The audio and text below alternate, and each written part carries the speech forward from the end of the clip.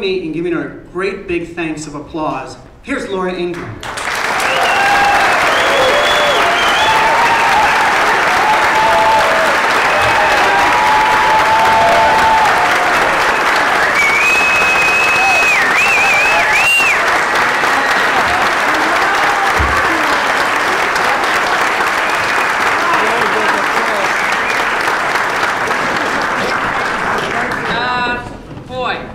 I am so thrilled to be back in Virginia. I spent so many years living here and I'm about to move back into Virginia, and I want to thank all of you for being here tonight. It's a beautiful late spring evening in one of the most beautiful states in our great country.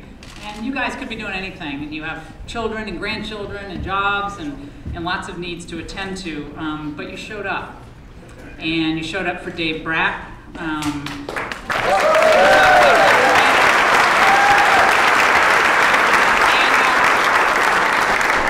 have a couple of pieces of bad news to start with. I hope you don't mind. You all are risking audits. And lifetime NSA cell phone surveillance. A little microchip is being implanted. You don't know it right now because you're attending this event tonight. So watch out. The establishment has a long memory. They know who you are, and they're keeping a list. I have a little thought on some of the news of the day. You know, I spent 3 hours on the radio this morning, but I feel like I never have enough time to talk about the issues of the day. So I want to say this, that I was thinking about this prisoner swap, you know, that the president did.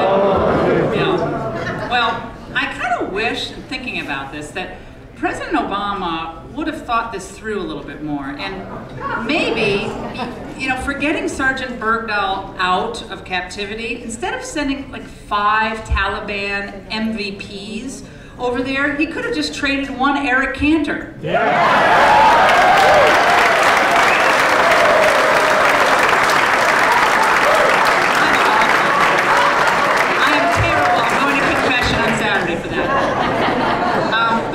If you actually really want to help America, right? You know, sending the Taliban back to the battlefield eventually, that's not going to really help us. It's probably going to actually kill some of our people. Sending Eric Cantor back, though, for a little while, and make sure he gets treated well. I mean, that could actually help things, right? You can help our economy, stop so much spending, crazy stuff. People say to me, like, a couple of reporters were here today, and they said, you know, why? Why? You're this national radio host, you're television commentator, and a, you know, single mom of these 3 kids. Why the heck are you down here in Richmond, Virginia? And here's my answer. Because we're slowly losing our country. Amen. Because the establishment has had its way for election cycle after election cycle, have kicked the electorate to the curb, sold out our values, misrepresented our views, looked down upon the very people who send them to office, and then expect us to get up and applaud for them and send them back to office election cycle after election cycle. And I said to myself, as long as I can still stand, as long as I can still talk, when I'm able to maybe help a little bit, get the word out to the press that frankly, for the most part, has been falling down on its job in the 7th District.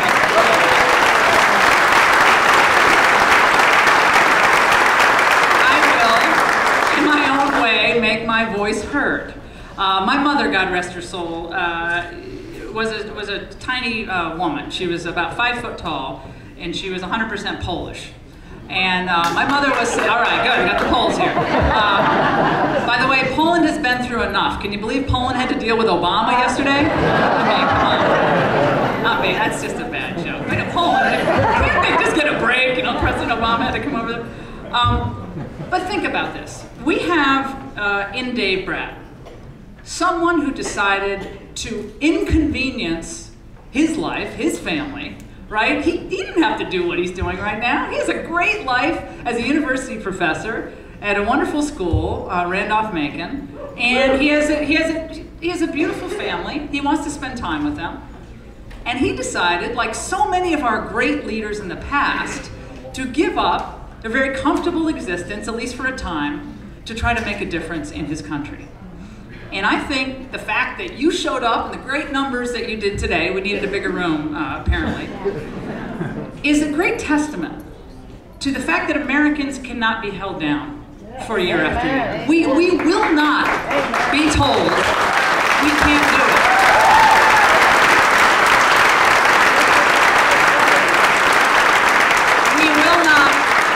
We will not be told that we can't beat China anymore. We will not be told that we can't really enforce the immigration laws as they are right now. We can't. By the way, what are the first 4 letters of Eric's name? Can't.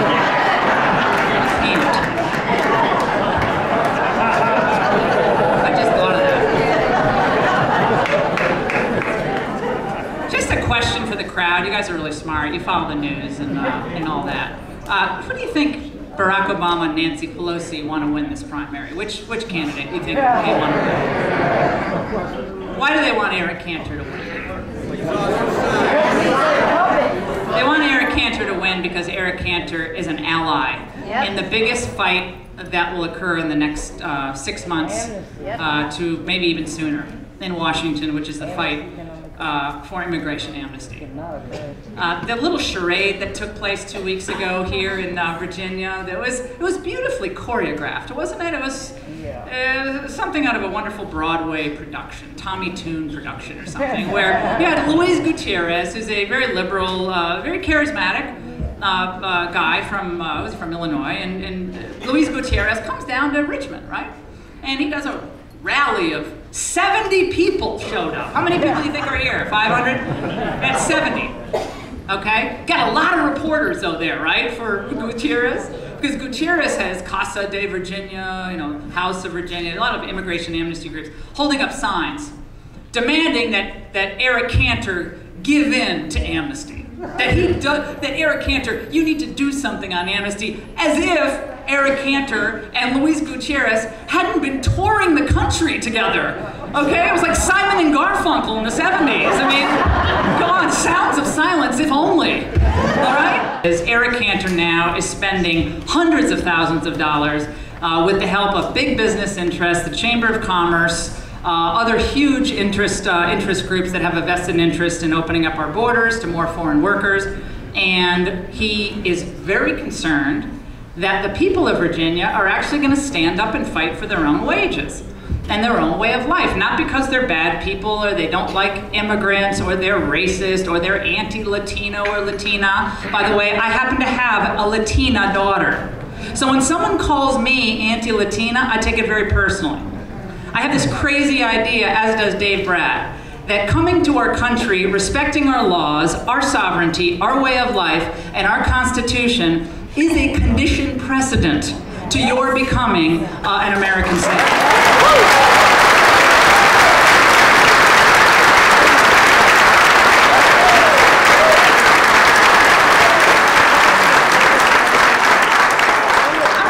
About Eric Cantor, though, seriously. I mean, I'm a humanitarian at heart. You know, I know I seem like a tough cookie on Fox and everything. I'm a humanitarian. I'm really worried about him, though, right? You know, when you know friends that change. You know, they say they're one thing, and then all of a sudden you turn around and it's like, wait, dude, what's happened here? Yeah, there's something weird going on here. It's like the invasion of the body snatchers with Eric Cantor. Remember back in 2001? I mean, I was all Eric Cantor. I'm in for Cantor. Cantor was the conservative. He's the Reagan conservative carrying the mantle of small government. You know, this debt is out of control. The idea of Eric Cantor voting to raise the debt limit time and again. I mean, did that really cross your mind in 2001 when you voted for him? And he has a beautiful family, wonderful kids. He's, you know, nothing personal against Eric Cantor, but what happened? Oh no, I'm not gonna, no, he has, oh yeah, I just read this on Wikipedia. This can't be true, right? Wikipedia is always wrong. But he has a beautiful wife who also happens to be, like my friend Mary Madeline has to deal with this, liberal Democrat, pro-abortion, lifelong Democrat wife. Like, men out there, do you become more like your wives as time goes on? Right? You gotta keep the peace at home, right? You gotta do that, so I'm just saying. I'm just trying to be charitable. I mean, maybe that's it. I think you guys have to be worried, though, okay? You gotta be worried. You know, the establishment always wins. Remember, they told Ronald Reagan that in 1980. Establishment always wins. Well, until it doesn't. Amanda Chase, who is Eric Cantor's former political director, gave a little interview recently, and she told National Review the following. She said that Eric Cantor is going to be hard to beat for 3 reasons. So I'm thinking when I'm reading this, oh wow, she's going to lay out the great policy successes of Eric Cantor, right? That he's done all the stuff and he's great stuff for the success of the state. And all. Here are the 3 things, the reasons she gave. Number 1, he's highly regarded among the GOP establishment. That's number 1. Wow, the same people who told us Romney was going to win in 2012. Great. Yeah, that China would never surpass our economy. Terrific. He has big money support. Okay. Number 2, that's the reason he's going to be hard to beat. Well, that's probably true. And number 3, he has name recognition. Now, can't you come to the table with something bigger than that? You have millions of dollars in support from interest groups that think they're going to get a piece of the pie when you get reelected, right? You got big name recognition, and the GOP establishment likes you. My friends, if the GOP establishment is investing millions into your reelection campaign, and they're giving you a big wet kiss and a big bear hug right now, that is the first and foremost reason that you should question that candidate.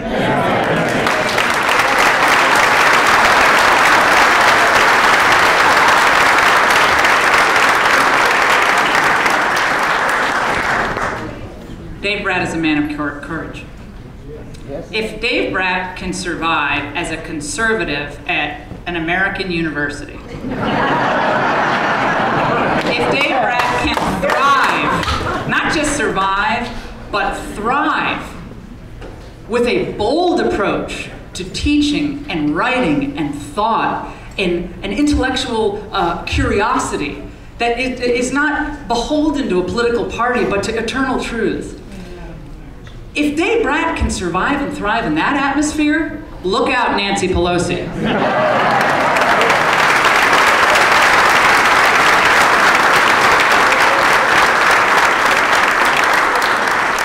I'm also concerned about Nancy Pelosi because I think in the new rules that HHS is handing down, Botox is now not covered by law. Look, I'm getting up there, and I got to worry about that too. I mean, let's be truthful. Oh, she's a good egg. San Francisco. I've got to be fair, though, to Eric Cantor because, look, he does have a legislative record.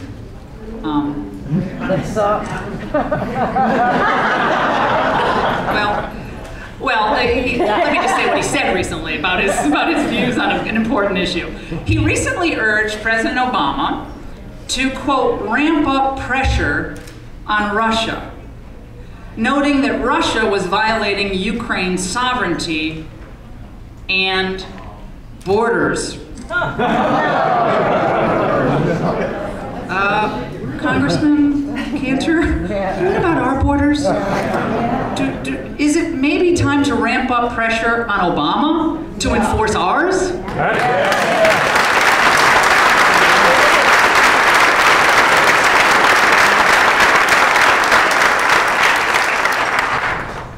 The same people who are now saying the GOP will die out if it doesn't embrace a new way of thinking.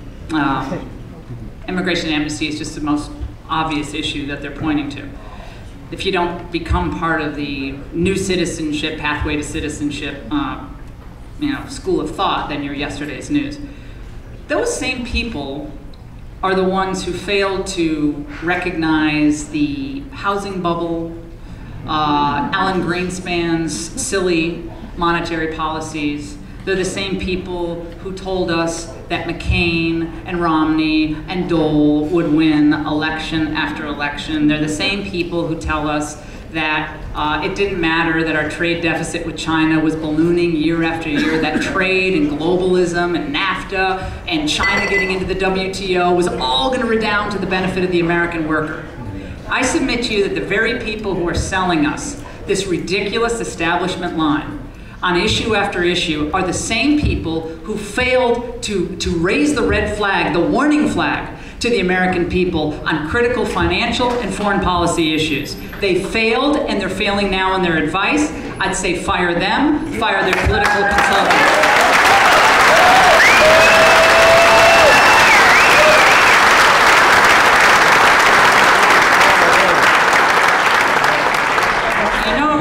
I think of someone like, I think of someone like an Eric Cantor, and I think of the great promise that he had, right? And look, nobody's perfect, right? We all fall down, we all make mistakes, and this is not a personal thing with him, right? But he did have a real shot.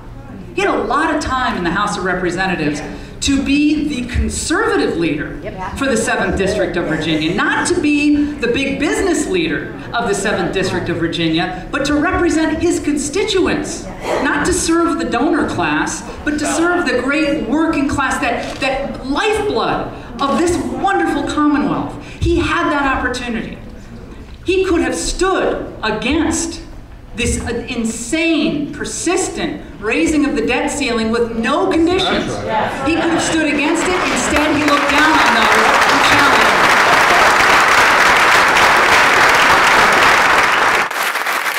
him. He could have stood against this insane idea of engaging with the president who refuses to enforce current law, who has lied to the American people on everything from health care to the ridiculous promises of the stimulus and violating current law with this prisoner swap.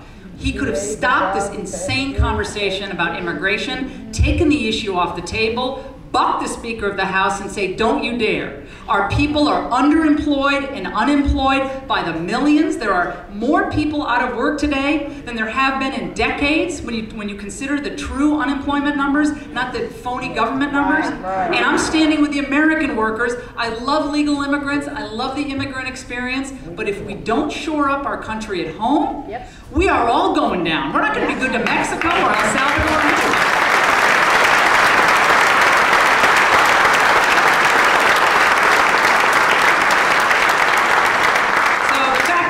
This is a cold, hard fact. Everybody up there in the cheap seats, you know it, right? Nosebleed. Look, if Eric Cantor is reelected, heaven forbid, I believe there's a good chance we'll have amnesty by the end of the year. There's some scuttlebutt. I was just heard as I walked in, 5 days after the primary next Tuesday, John Boehner could start work on the path to citizenship, path to amnesty, whatever you want to call it. We know what it is, right? I mean, oh, we're going to enforce the border. They're going to learn English. They're going to pay fines. They're going to do none of those things. They're going to do none of those things. There will be waivers and exceptions and bring the second cousin in and oh, you sob story here, sob story there. I mean, guys, there are enough sob stories across the fruited plains of the United States of America now for legal immigrants, Latinos, blacks, single women, moms who want to work but can't find jobs. I wish the politicians, left and right, forget the political parties, would stand up and tell those American stories, those heartbreaking stories of people who cannot improve their lives despite the fact that they work harder every year, earn less, and their dollar doesn't go as far. Those stories need to dominate the media.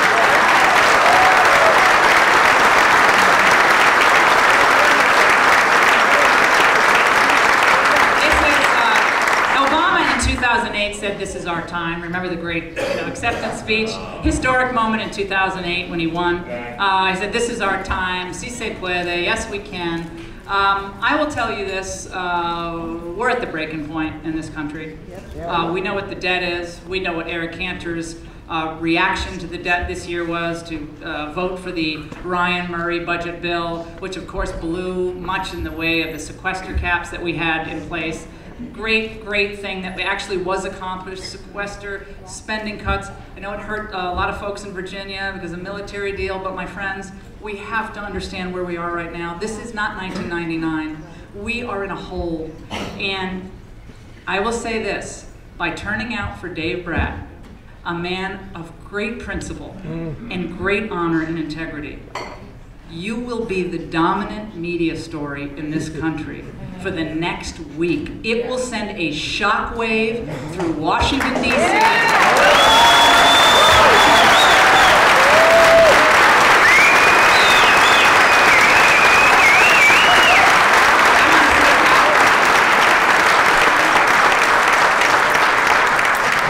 I say, think about this. Do you want to live in a country where about 100 really rich families control most of the decision making? Or do you want to live in a country where the working people, the law-abiding people, the people who honor our founding principles get a say and have a chance at a better life? I think the latter is good for everybody. It's good for Democrats. It's good for everybody out there. That's what we need, and that's what we have to do.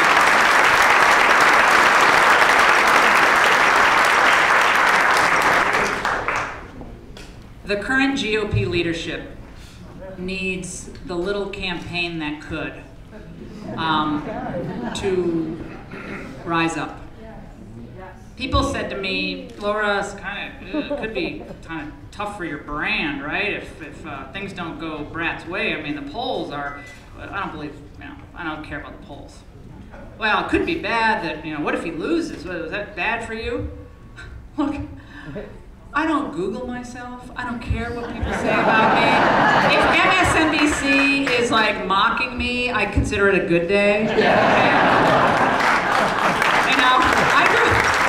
I grew up with 3 older brothers and a mom who was a waitress till she was 74. I come from working people. If I have to clean toilets, next week, that is a job that this American will do, by the way. I'm happy to do it if that's the end of the make money.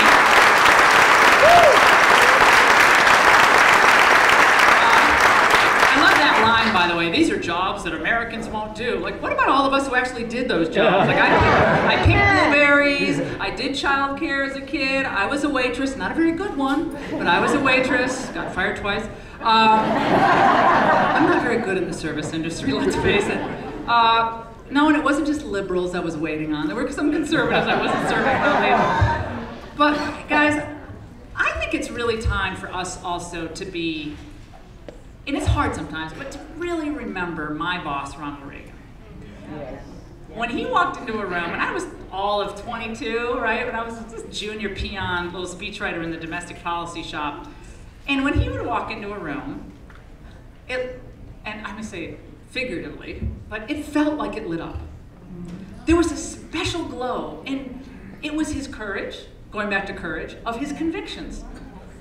He knew that there was always going to be people who really didn't much like him. In fact, hated him, thought he was stupid, too old, too this, too that.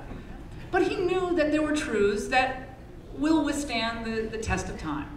And we can only avoid truths either in our own lives or in politics for so long. And then the top boils over, okay? I don't know if we're at that point yet. We're close to it. We're coming close to that. Yeah. So I remember the happy warrior. I miss him every day.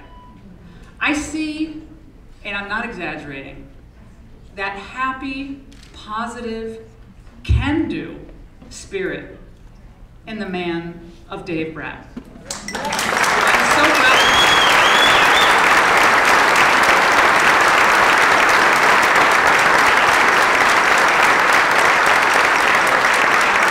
And remember, when Eric Cantor loses next Tuesday,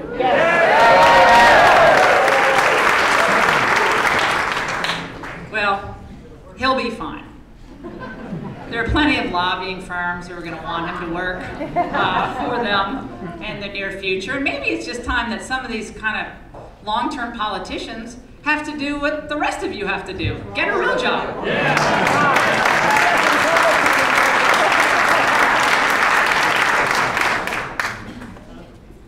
I am finally going to say this one thing.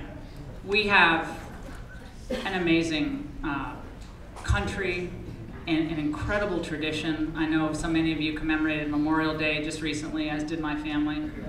And we've been through much worse than this. I know sometimes it doesn't feel like it, like, oh, the press is always against us. We can't get our message out. Look at the demographics of the changing country. The people are just tuning out to politics. They're not paying attention to what's happening. It's easy to get defeatist. But what I'll tell you tonight is, there's no reason to be defeatist, right? You believe in eternal truths, right? You believe in, and many of you are faithful people, you believe in the Almighty. I do. Oh, yeah. Amen. And I think that He has big plans for us. Yeah, let's give Him a round of applause.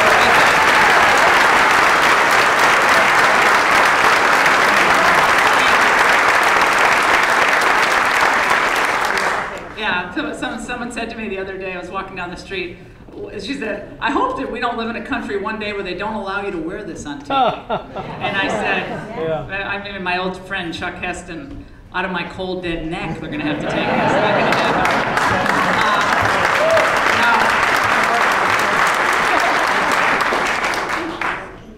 Be of good cheer.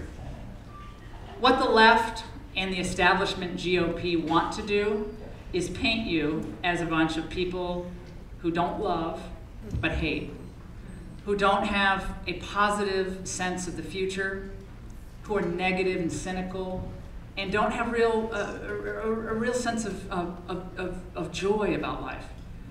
I do. I look in my children's eyes. I left them today. They said, Mommy, where are you going? Why aren't you coming home tonight? I said, I'm trying to save America. And my daughter Maria, who's 9, said, okay, see you tonight. So she's like, that's Mom. See you tonight. But be of good cheer, right? You're only going to win if you have that sense of optimism and that sense that we have been through much worse. Think of Ronald Reagan, Bill Buckley, Phyllis Schlafly, Brent Bozell Sr. in 1965-66. The country was in decline. The 60s were upon us. The Vietnam malaise, moving into Watergate. The Republican Party was pretty much a washout. The establishment was just in a mess. And they kept their heads down and they kept going. And they knew that ultimately this thing would turn. I believe that. I believe we're reaching that point again. There's going to be a realignment in politics. I think some people on the left, believe it or not, are going to work with us on some issues.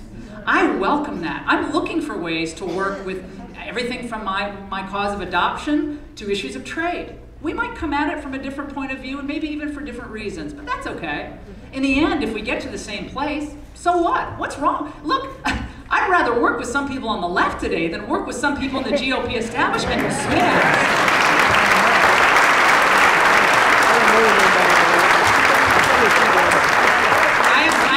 A one-woman drone tonight, and with lethal force. I don't want to keep going on, but I will say I wouldn't come down here unless I thought this was critically important, unless I believed in 100% in this man, Dave Brat, who I've gotten to know his family. These are good people, and they know how hard it is. And when people even around who are surrounding Dave say, Dave, it's going to be tough. You know, the polls are tightening, but they have so much money. I just saw him the other day. He said, the people are with us. Amen. People count, money doesn't. Dave Brat, my friend, in the next congressman from the 7th District of Virginia area.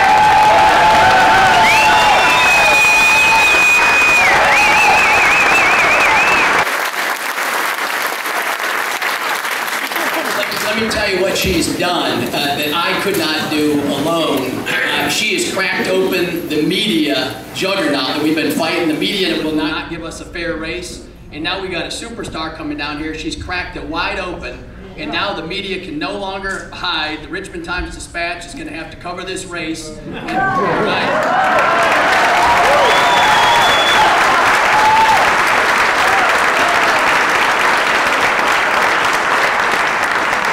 I think you've all seen the editorial page of the paper lately. Eric Cantor is getting national notoriety for the negative campaign he's running. The most untruthful campaign, the most deceptive, the most vicious that the national media is calling it. And wonder where you learned that from. Yeah, right. And the media, our own paper, they tried to create kind of a moral equivalence between my nasty campaign and his nasty campaign. We're all on the same footing, right? We've all tried to be positive in this campaign. We've looked to hope and higher principles. And so again, I want to thank my hero right here, Laura Ingraham, for making all of this possible tonight.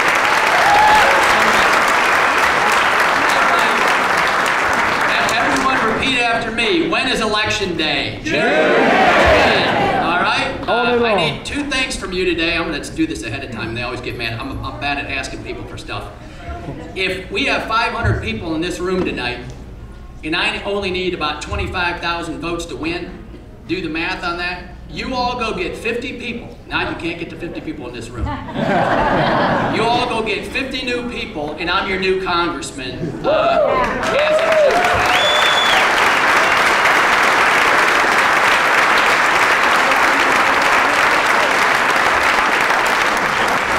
and $20.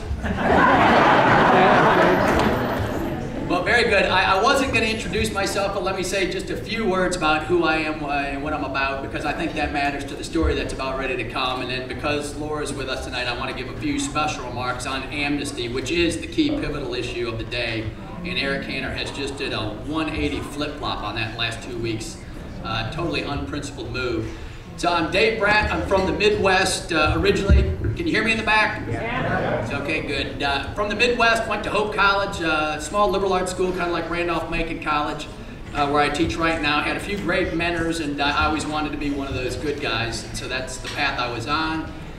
Worked in the business world at Arthur Andersen in Detroit, in Chicago for a little bit, and then I felt the call to seminary one distinct day in Detroit, and made my way to Princeton Theological Seminary, not knowing exactly what to expect, but I was following the Almighty like Laura said to do, and I tried to do that on a daily basis. And so I went there.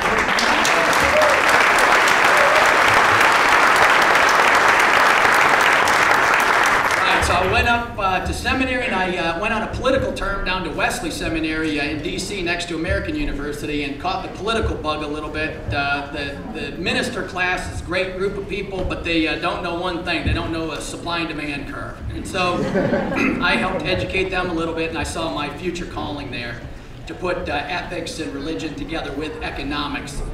Excuse me. How many of you think we need to bring a little ethics to Washington, D.C.?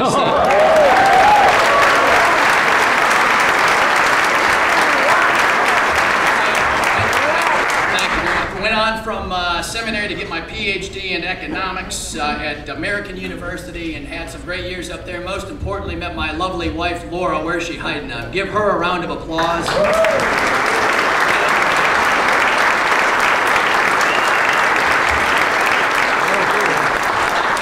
Candidate, this thing is harder than you might imagine. It's like fighting the Death Star in Star Wars with a jackknife, right? And I want one more round of applause for my wife, Laura. She has supported me the whole way.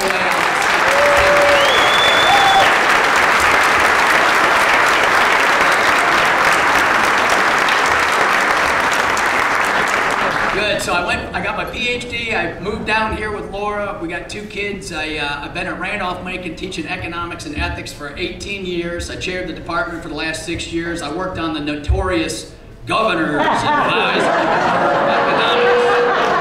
Lie number 1. I don't have that lie up here. I could only hold so many. Let me, for the new folks here, that's a serious thing, and you need to communicate with people. So I'll give you the facts. I serve on a revenue estimate committee. It meets once a year. Every prominent Republican serves on that, the head of the Senate, the head of the House, all the business titans. Eric Cantor, it's just a bald-faced lie. And tell your neighbors Eric Cantor's lying, and if you want the majority leader of the United States Congress to be a liar, just keep it the way it is. But that I just want to give you the truth on that one, and that's a bunch of bull. I'm also on the Governor's Board of Accountancy. I'm on the RMA board down here, and I've worked for the General Assembly about the last 7 or 8 years on education policy in the state Senate, primarily focusing on kids with disabilities, and in the higher ed STEM areas, science, technology, engineering, and math.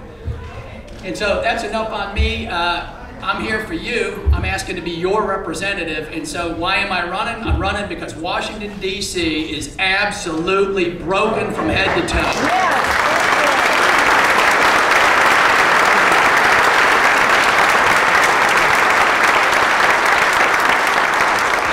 A couple words on that. I don't want to keep you here till breakfast in the morning, but I do want to lay out the case because I think it's important. And so what do I mean when I say Washington, D.C. is broken? The financial system is broken. Fannie and Freddie made 2/3 of all subprime mortgages. Bankers should do that. No one up in D.C. seems to know what free market economics is, including Eric Cantor, and they got to go. They've almost ruined our country, right? That financial crisis brought this country to its knees. Started in the housing sector. That was the only asset we hadn't screwed up. We screwed it up. Then that's built over onto Wall Street, the financial sector, and then it's spread into every one of your businesses. How many here run a small business? The whole room, right? That financial crisis ruined this country, took the stock market to half its value, and hurt all of us. And we could have done better if we had people with principle up there who aren't given special breaks and TARP bailouts and special tax credits to billionaires instead of taking care of us, right? The normal folks back in the district in Virginia. So the financial sector's broke, the economy's broken, we're now growing at -1%, right?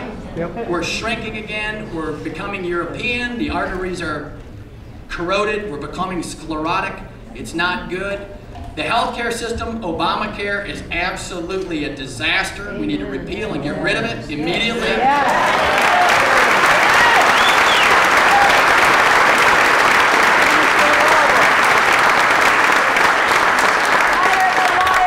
The press is very interesting on this one, right? Somehow Obamacare is the law of the land. Eric Cantor's majority leader in the Congress. I said he fully funded Obamacare, and the paper says I'm lying. Go figure.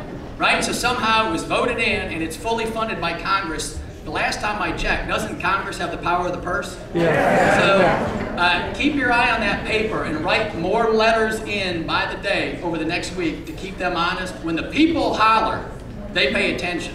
And we got a room full of hollering people here. And so write a few letters and let's set it all straight. Thank you upstairs, that was very good. Most concerning of all is probably the rule of law is broken, right?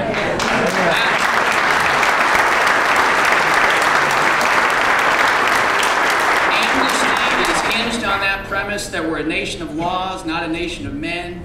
I'm running on the 10th Amendment. My goal is, along with James Madison, who also went to Princeton Seminary and learned about human nature the right way from the Bible, he knew how to design a constitution and separate powers, right? And so I'm running on constitutional principles, and specifically the 10th Amendment has been overrun.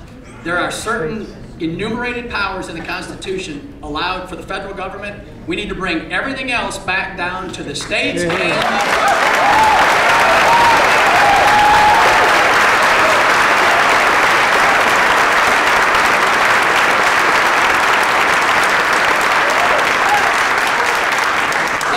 just a flavor of now, just a brief contrast between the two visions between Eric Cantor and myself. I'm not going to go into it all. I'm happy to take questions at the end a little bit if you want to go further. But there's a very clear contrast here, and Laura spelled it out perfectly, right? Just brilliantly laid out what is at stake. There is just one party up in D.C. right now, right? It's not Republicans and Democrats. It's one party. It's the power party, and it's the money party, and that's what's going on. So I can describe Eric Cantor's vision very easily, and it's described perfectly by the Chamber of Commerce, right? The U.S. Chamber of Commerce is the big business guys and then the Business Roundtable. Every single decision Eric Cantor makes is exactly what the Chamber wants him to do. And how do you know that? Look at Obamacare. Who gets exempted from Obamacare? Big business, right? Do you get exempted from Obamacare? No. And who else gets exempted? Labor unions and congressional staff. You can't make this stuff up, right? The second principle in the Republican creed is equal justice and equal treatment under the law. How's that going for you? It's a disaster, right? There is not two classes of people in this country. There's one class, and we're all called Americans, and I'm proud to be an American with you.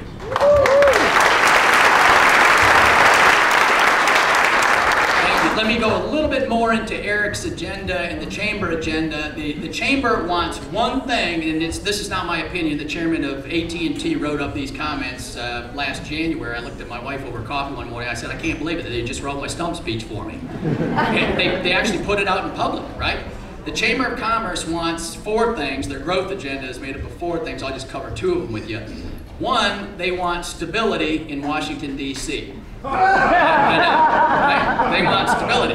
And what does that mean? They want stability so they can make profits, right? Well, I'm pro-business, I'm pro-profits, that's good for them, but what does that really mean? When they say they want stability, that means they want to kick the can down the road on every single issue that's important to us, right? And so what does that mean?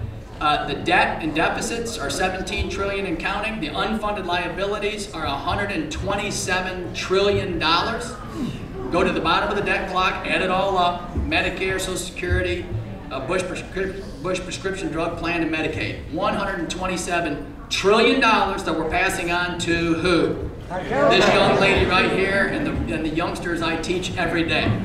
That's a disaster. Economics is kind of tough, and this crowd has a harder job than the liberals, right? The liberals just promise everything to everybody on a daily basis. That's not fiscal responsibility. We know better, and to provide for the next generation, we better get it right soon. And so Eric's principles, he follows the chamber on kicking the can down the road on that, and he also follows that logic on all the other issues as well, in a negative sense. Is the chamber, think about this, is big business interested in the fact that many of you, Tea Party members, grassroots folks, have been targeted by the IRS? No. Is Eric Cantor at all interested in the fact that the United States government is coming after some of you? No. Are you concerned that the United States government is coming after you? Yes. You ought to be concerned, right? Eric Cantor has had an amazing metamorphosis in the last 2 weeks. Now he's on these flyers, right? I got these flyers, I should hold them up every 5 seconds. Now he's saying he's in the lead, keeping the Tea Party safe. It's in print, it must be true. And he's looking out for you, and he's protecting you from the IRS. Some of you, raise your hand. Yeah, he's not looking out for you. He is looking out for his cronies up there, and that's it. And the evidence, there's more evidence, and many people in this room know what it is. It's called slating. How many of you know what slating is? Yeah. Eric Cantor and his 2 PACs, one's called ERIC by just crazy logic. ERIC stands for Every Republican is Crucial, except for the ones he slates off. He's gone around the district, and this is serious business, right? I mean, you can differ on policy issues, but when you do not let Americans take part in their own political process, that's bad news. That's what Laura's getting at, right? This is not some little policy discussion. This is someone is doing some very bad stuff, and we got to get rid of them soon. Amen. He's slated people that believe in American principles, right? Yep. In the Constitution, the diehards who believe in American principles, that's the people he wants to kick out of the political process. And then he puts out a flyer saying he's in favor of the Tea Party and the grassroots and the constitutional people. And so start spreading the news to all your neighbors soon. The Chamber of Commerce also wants one other major thing, and that's amnesty, right? And Laura covered that brilliantly, and I'm going to give some formal remarks on that in a minute because the press is here and I want to lay that out very clearly. But amnesty in a nutshell is very simple. Big business gets cheap labor, and what do you get? Low wages, right? You get no jobs, you get low wages. The median wage rate's been falling. Your family can't pay the bills. Small business people every day come up to me at this talk in 9 counties in the city, and the small business people are getting crushed, right? And in the midst of those labor markets, right, people can't get jobs. My college kids, very hard to get jobs. The vets are coming back. They can't get jobs. And in the midst of that situation, Eric Cantor has the nerve to go after amnesty and cheap labor by the crony capitalists. It's un-American. We got to get rid of them. June 10 is the day to do it.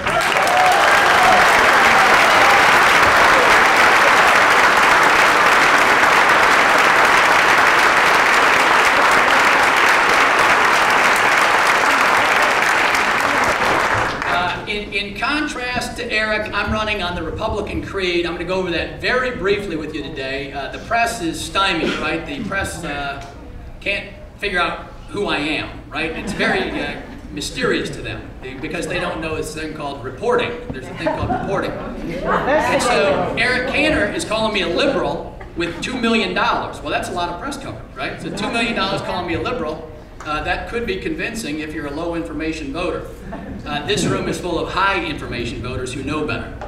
And so some folks are calling me a liberal. The Washington Post and the AP is calling me the Tea Party candidate. And every stump speech, and I share the Tea Party principles because they're the same thing as the Republican principles. There's only one thing wrong with the Republican principles. The Republicans don't follow them. Right?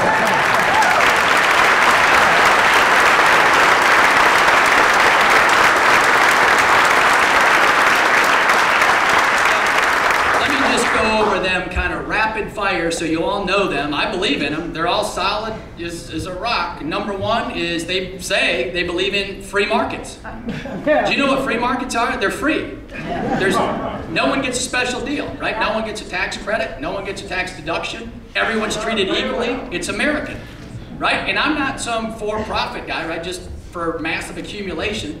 When I say free markets, I'm very serious about that, and they're linked to the most precious ideals we hold as Americans. Free markets are also linked with freedom. And how do we get that freedom? It came uniquely out of the Judeo-Christian tradition, and I'm so proud to be a part of that tradition.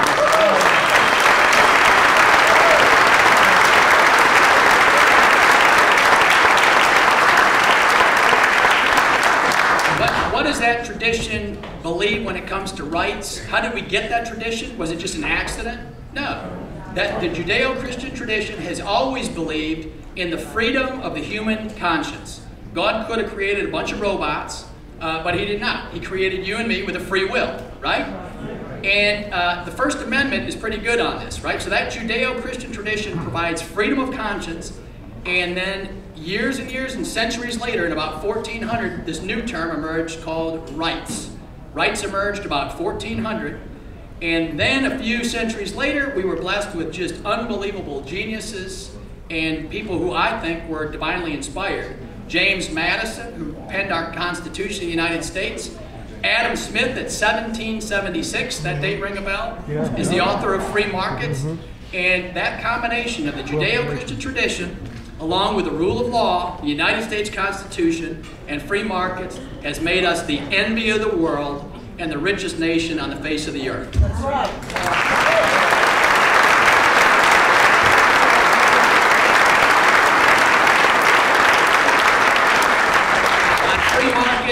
Eric Cantor couldn't be further off. He's the opposite of free markets, right? What's he in favor of? He's voted for the farm bill for the big guys. He's voted for the flood insurance bill for the big guys. He's voted for the export-import bank for the big guys, right? Just billion-dollar transfers.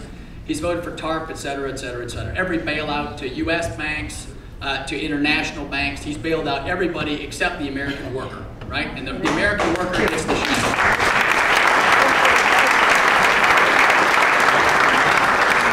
Second plank of the Republican Creed is and calls for equal treatment under the law. I've been talking about it all night. Equal justice for everybody.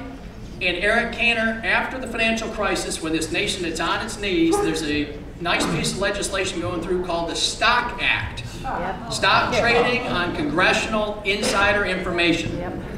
Eric Cantor single-handedly stops that bill and changes it so that his own family members can still do insider trading. Right? And you go Google this. Eric Cantor's folks are saying, I'm lying. I'm saying he's lying. Someone's lying. Right? Go Google it. Go Google CNN and the Stock Act and look it up. The head of the Ethics Committee for the House and the Senate is in quotes. Eric Cantor changed it for his family members. I went back and did my homework to make sure I'm telling the truth at all times because I take it serious. And that right there, that move of Eric Cantor on the Stock Act, that is grounds for what? Removal from office, right?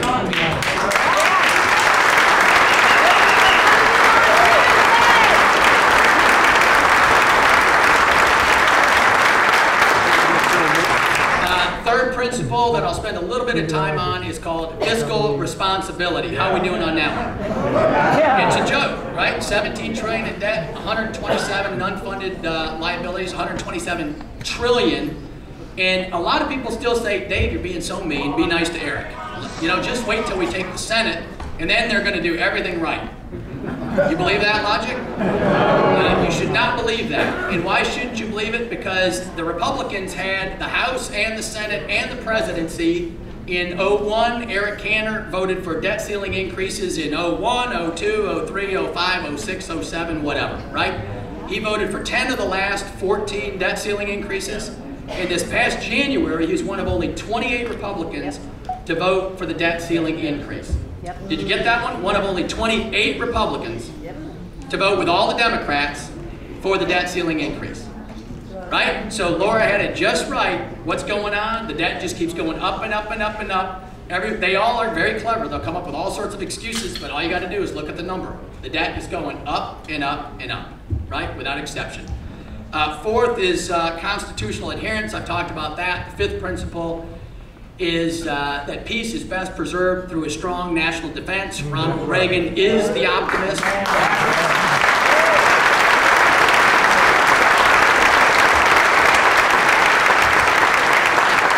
The sixth plank of the Republican Creed is a belief in God, a belief in the faith of our founders, and the knowledge that those two things will produce the moral fiber that's necessary to continue this experiment we call the American dream and the constitutional republic we hold dear.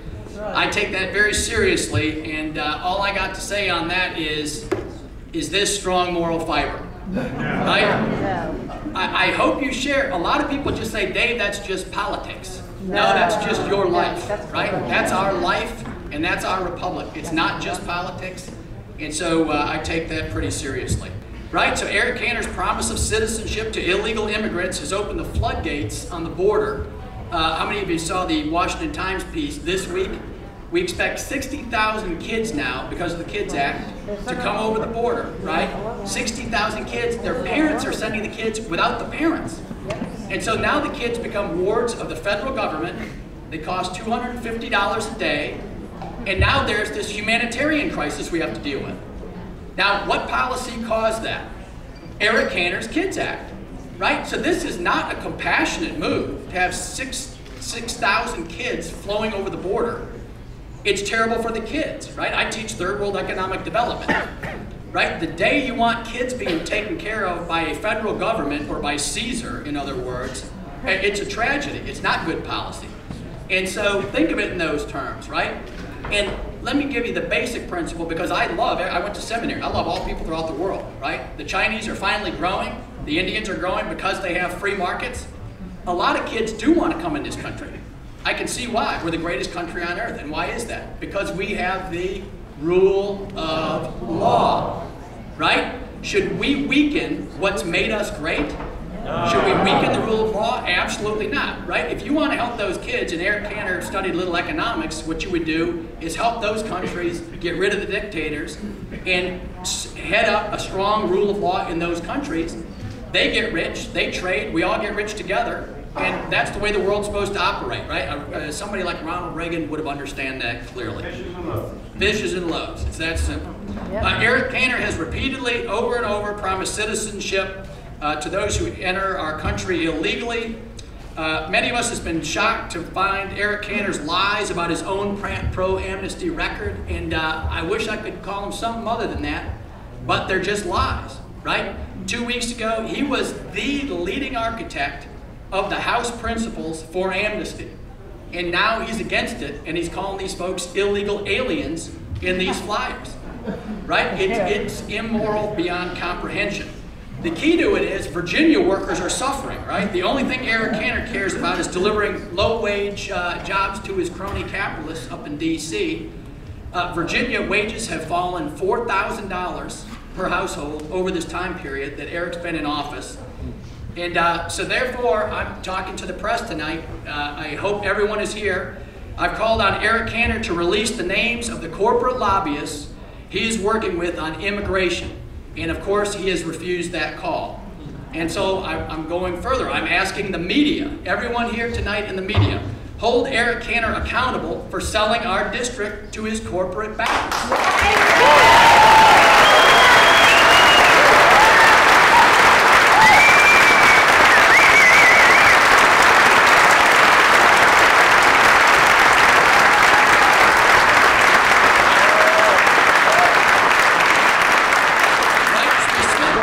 Specifically, ask him to release the names of the wealthy immigration lobbyists who are more important to him than his own constituents, you the people sitting here today in front of me.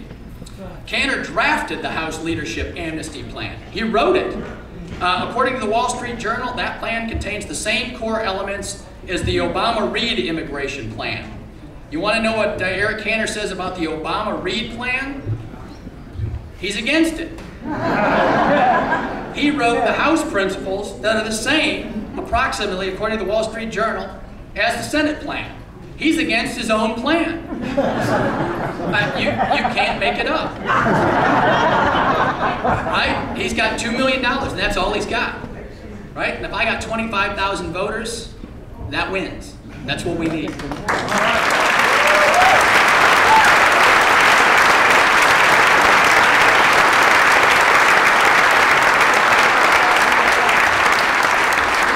me point out one more principle. Eric Cantor has never mentioned one word about one thing that's very important. He's completely beholden to corporate interests. He has not spent any time or one word talking about the unemployed Virginia workers right here in his own district. Have you heard him? No. Nothing, not one thing. He even praised the Chamber of Commerce guest worker proposal that drives down our wages across the district. There is no lie that Eric Cantor will not tell. And I don't like to say that about someone. I don't consider that a negative campaign. But there's no lie that he won't tell in these flyers. This one right here says that I'm going to cut your grandmother's Social Security. And it's laughable, except he's sending this out across the district, right? That is a lie. He can't even get the ad right. So there's no deal he won't cut. There's no arm he won't twist to deliver what? Low-wage jobs to you, the workers in this district, right? In exchange for what? Cheap labor to the business guys up in D.C. That is no deal, and we're going to vote him out of office on that.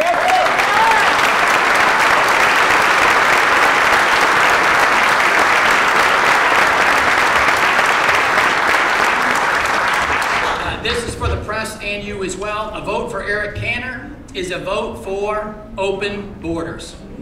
A vote for Eric Cantor is a vote for amnesty. You got that one? Yep. If you vote or your neighbor votes for Eric Cantor, they are voting for amnesty, and they know it. There's another news press release out that just came out that says 5 days after this primary election, June 10, the House under Boehner and Cantor is already thinking about what? Amnesty. Turning the corner again. So he flip-flops this way, and then he flip-flops that way. That is not leadership. A vote for Cantor is a vote to sell America to the highest bidder. In sum, Eric Cantor saying he opposes amnesty is about the same as President Obama saying he opposes Obamacare. Right? It is a laughingstock and a farce. Eric Cantor, in fact, is the most pro-amnesty Republican in Congress of the Republicans, at any rate.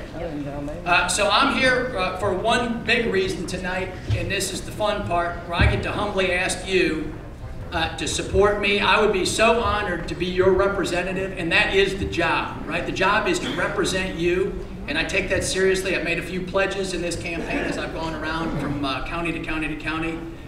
One pledge is I pledge I will meet with people from every county and the city of Richmond once a month. I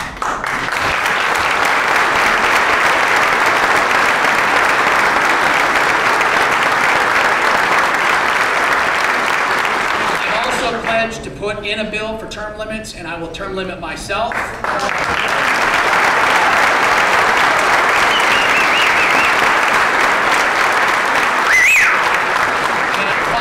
Put in a bill to end the crony capitalism up on K Street. I'm going to promise to put in either a fair tax or a flat tax with the end.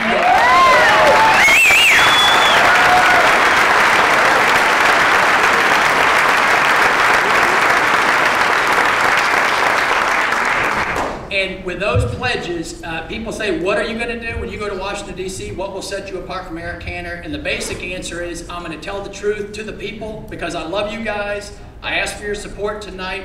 I hope you can all go knock doors. I know this is the greatest country on the earth, and it will always be. As Laura said, we need a happy warrior. Hopefully that's who I can be. I will speak truth up there to power. I will speak up to President Obama. I'll take on the hard decisions, and I'll fight for you on a daily basis because my faith is up there. God bless all of you, and God bless you.